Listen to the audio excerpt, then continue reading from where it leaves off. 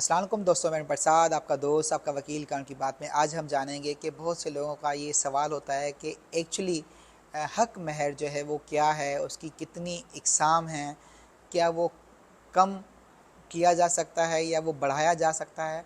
देखिए, अगर हम हक महर की बात करें तो अगर हम निकाह नामे की बात करें जहाँ हक महर की दो इकसाम अमूमा बताई गई, मोहजल और गैर मोहजल।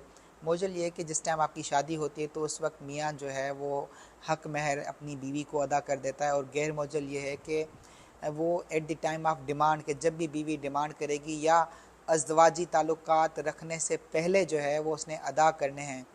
अब अमूमा लोग ये पूछते हैं कि हमें हक महर जो है वो मोजल कराना चाहिए या गैर मोजल कराना चाहिए। देखिए, मैं अपने तजर्बे से आप दोस्तों को ये मशवरा देता चलूँ कि जो लड़की है या जो लड़की के पेरेंट्स हैं उनको ये लाजमी देखना चाहिए। और हक महर जिस तरह से पूछा गया कि क्या है, लोग कहते हैं कि हक महर जो है ना वो शरई होना चाहिए।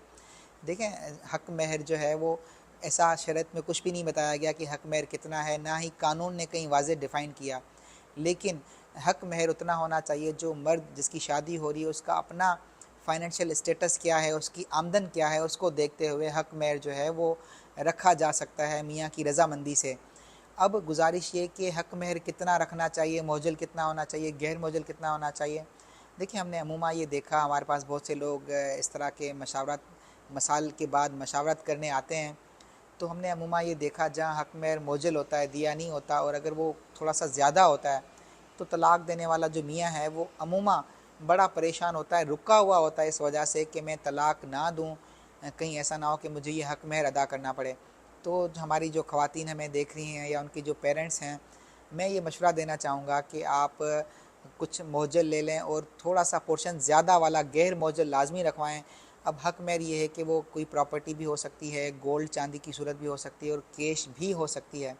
हमने अमूमा ये देखा हमारे मुआशरे में गुस्से में आके, नशा करके, व्हाट्सएवर जब दिल चाहा मियाँ जो है वो 3 बार तलाक दे देता है और बहुत ज़्यादा उलझनें हो जाती हैं। फिर वो हमारे पास भी आ रहे होते हैं, कहते हैं हम फतवा लेने भी गए कि मैंने गुस्से में दिया।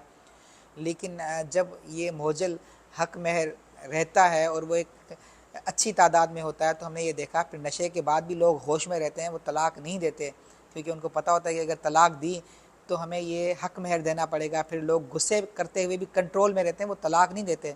ये मेरा एक पर्सनल एक्सपीरियंस है, क्योंकि जितने भी हमारे सामने केसेस आए उन लोगों ने गुस्से में तलाक दी, उन लोगों ने नशे में तलाक दी, जहाँ हक महर बहुत कम था। लेकिन आज तक कोई ऐसा शख्स सामने नहीं आया जिसका मोजल हक महर, गैर मोजल जो हक महर है वो बहुत ज़्यादा था। ऐसे लोग नशा भी करने वाले हमारे सामने आए, गुस्सा करने वाले भी आए, लेकिन हमने ये देखा कि वो इस डर में रहते थे कि हमने तलाक नहीं देनी।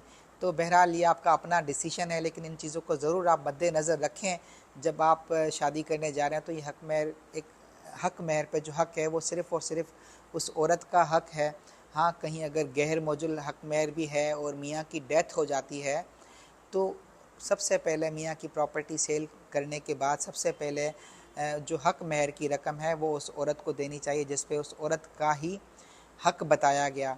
और साथ साथ एक सवाल अक्सर पूछा जाता है कि बहुत बार यहाँ निकाह हो जाता है, रुखसती नहीं होती, तो ऐसे हालात वाक़यात में कानून क्या कहता है कि कितना हक महर बनता है।